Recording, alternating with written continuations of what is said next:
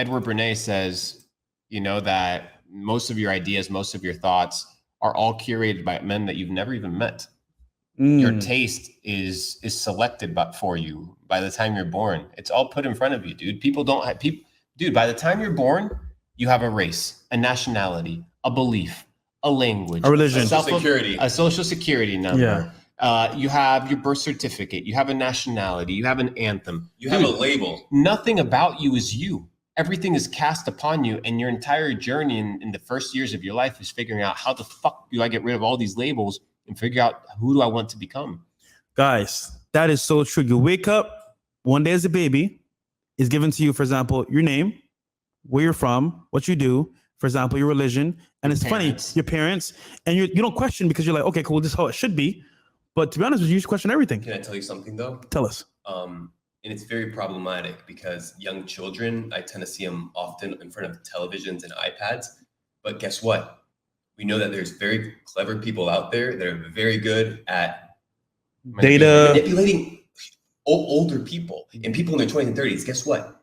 This is a scary statistic. Put these two together and you're going to see how history is going to play out. You have children obsessed with their phones. Parents can't take care of them, so they give them the tablets and phones. And guess what? Children don't know the difference between a TV show and a commercial till the age of 8. It takes 7 years to program somebody. It's the theta state. Wow. It's the mind, it's the theta mind. So it's your ability to absorb everything. So you absorb everything, how it's put to you. Yeah. So people aren't even them. They are the byproduct of everything that's been put around them. That's why, well, you want to mention relationships. The reason I'm so intentional about relationships is because one day when I have kids, my full-time job will be to raise my kids. Because if I don't raise them, somebody else will. Someone else will, 100%. And most of you motherfuckers are letting the government raise your kids. Bro, you know what I see? That's the problem. I was dating this girl, right?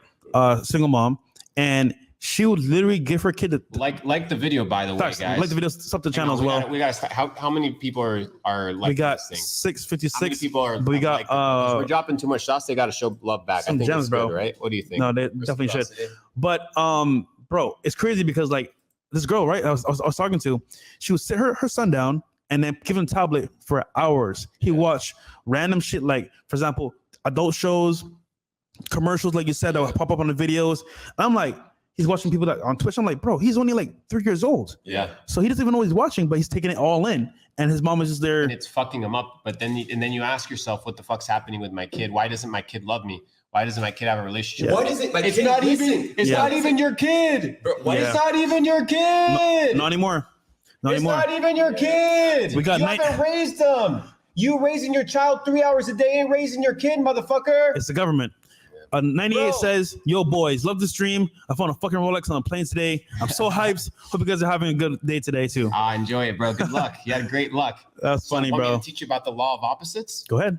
Okay, so the law of opposites is a stronger law, more powerful than the law of manifestation, which is this idea that there's this balance in the matrix that always needs to be sustained. So if there's good fortune, for example, or something good happens to you, somewhere around the world, somebody's suffering in equal proportion to the blessing that you're receiving in order to keep everything at a level pace in the matrix. Balance.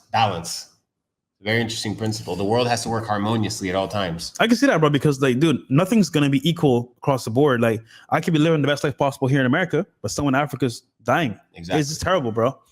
Juan Carraro says, Fresh, please tell Nate I can't wait for these 3 days to be one of the 300. Shout out to Nate. And tell Luke when he was born, he was the one who spanked the doctor and told him to stop crying. Stop crying, bitch. The dog's still dead. Shout out to you, man. I popped out and I was like, what is life? Whaler says, have you seen the parody of the 300 movie where he's born with like a beard and he's already born with abs and he's like the chosen Spartan? No, I haven't seen it. That shit's funny. It's good? Yeah. Whaler, how do I biohack? I'm 16% body fat, good built bit muscle. What do you say, Nate? How do you biohack? You have to do unconventional things to get unconventional results. Yo, Nate, where can they find you to get more about biohacking, bro? I feel like now I'm just on Instagram. I'm just putting value there. So if you guys want more information on biohacking, whenever I have some time, I do some Instagram lives answering questions. There you go. So biohacking is the ability to hack your biology to obtain the physique of your dreams. This is 14 days. Yeah, check it out. It's a very cool transformation. It's one of my glitches. Yeah, it's one of our guys. I mean, copyright. No. Good call. So 14-day. Yeah, you guys can go check it out. 14-day transformation. That's Very crazy. Nice guy. Very cool guy. He knows his stuff. Glitch in the Matrix. That's crazy, bro. Yeah. So let's talk about glitch in the Matrix. Let's do it. What do you think when you hear glitch in the Matrix? I think personally, we've definitely been in the Matrix our whole lives, but the glitch means, for example, someone that's sees the world for what it is and can say, you know what, I'm gonna create my own path in this whole messed up society, and the glitch is gonna be me. I'm gonna take control. I'm gonna say, you know what, I understand how the rules work, how the world works. However, I'm gonna take my destiny into my own hands, make my own path. That's why I see it. I like that. Yeah, I think the glitch is it's a short circuit, something that fails the system, that goes against the system.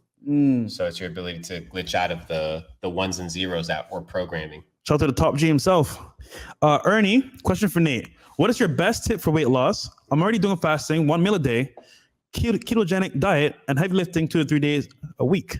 Lost 110 pounds so far in 7 months. Any tips? Okay, let's leave this on actually. Okay, so we can actually break this down. So what is the best tip for weight loss? There are a few things. First of all, intermittent fasting or intermittent eating, like I like to call it, is very good. Why? Because I mean, just think about it logically, right? Our forefathers, they would either be hunters or gatherers, and they would go periods of feasting and periods of famine. Nowadays, everything's so easy and available that we just are constantly eating, like consuming. Weak. Very weak. So that's one thing, intermittent eating. Another thing, I would actually do 2 meals a day within a period of time. Don't do one. One, I would suggest it way later down the line. How would you divide a weight reduction diet? So for example, let's say I want to lose weight. I wouldn't go into a full like week or month-long diet, but like what would you eat in that 2-meal session to guarantee that you're running your objective? Okay, amazing. So first thing I would do is, I see that the mistake that most people make, which is extremes and polarities, right? So they're living this lifestyle that's not very healthy for long periods of time. And then they think that if they directly go to the opposite, it's going to make them healthy. And then they starve themselves for 3 days. And then they put their body through such stress and shock that then they hate it. And then they hate it. And your goal's to love being healthy. It shouldn't be a challenge whether you eat hot Cheetos or not. Like it should like your level of maturity should go beyond oh damn, like I don't get to do this. No, you don't. You have the privilege that you don't have to eat that bullshit because you're understanding that that's shit of the Matrix, like that shit that's keeping you like suppressed. Yeah, it's funny because I used to eat for taste. Like, remember we did actually that's dopamine. That shit went viral, bro. When Luke and you guys told me about my diet, I used to eat for taste, bro, and now I eat for nutrients. And it's funny because this whole like process, bro, my mindset shifted. It's more like I don't want to eat dirty shit because I know it's bad for me, and I know like it doesn't help me at all. It tastes good, but it's like I feel guilty if I eat it. But does it taste good? And that's what you need to understand. It's like maybe your taste is corrupted. Just because you like how it tastes doesn't mean it tastes good. You know what I mean? Yeah. Bro, going to McDonald's and stuff, dude, bro, the hamburger doesn't taste good at fucking McDonald's. What you have to do is do your research and look into hyper palatable foods, and we understand the chemicals and the synthetic procedures that go behind the matter that one is consuming. You realize that potentially one is being sabotaged. Yeah, it becomes gross, dude. So what do you do after? So you do 2 meals. How do you split that up? Okay, so first thing I would do is, most people do the extremes, right? So what I would do is tell everybody who's just starting, hey, take 3 hours when you wake up to not eat anything, and see how your body feels. Are you hungry? Are you starving? Because that will be your meter to see where you're at on this journey. Most people don't know how to listen to their body, right? So your body will tell you, hey, like I'm going to tell you, for example, when I would wake up back in the day when I used to be a gym bro, I would like work out heavy, wake up in the morning. I couldn't go an hour without eating. This guy knows I was a pig at breakfast. Captain Crunch, gallons of milk, waffles, protein, gains. Yeah, we just got to get your gains and you just got to eat regardless. Yeah. What are you sacrificing in order for those gains? You can get clean and healthy gains, dude. Can I tell you what you're sacrificing?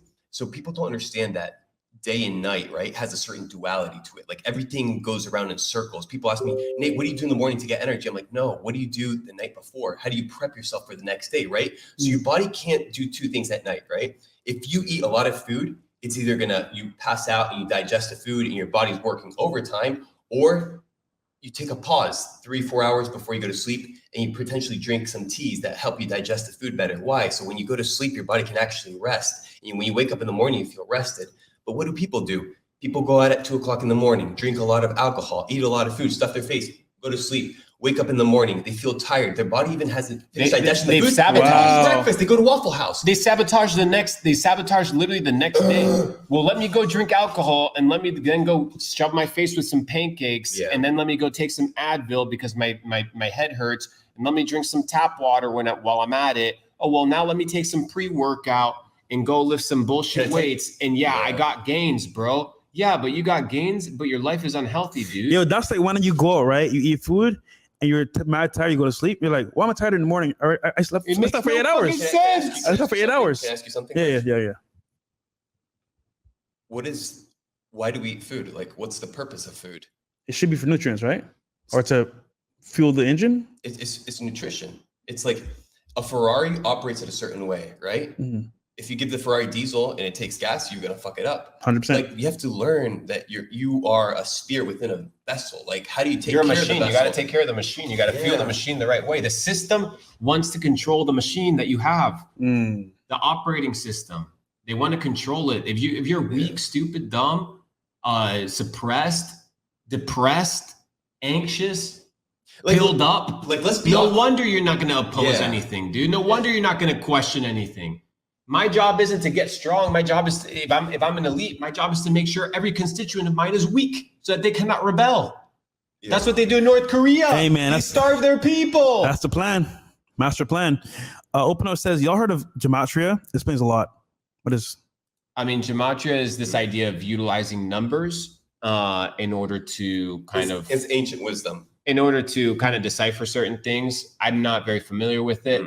But signs and symbols rule the world, and numbers are symbols. Very important. So. D Nice, my boy, says Belmar Brothers and Fresh Prince Steel legendary collab. We gotta do more, bro. Yeah, 100%, dude. I DM or texted Luke. I was like, yo, bro, whenever you're back, let me know. We'll do a show. He's like, I'm here. I'm like, you're here? Pull up, bro. Let's do a show right now. Fuck it. My guys are here, man. And we're on a 28-hour journey. Voyage. Oh my God, bro. Y'all travel far and wide. Gaston Farias says, Mr. Belmar, how do your hair grow that long in 14 days? God damn. Wait, what? He said, nice. He's trolling you. Casey Lombardo says, Nate, I'm going to tag you in my Instagram story every day until I'm chosen as a tribute for the 300. He ain't playing. Today was fingertip push-ups. Also, how many times a week do you do your 24-hour fasting?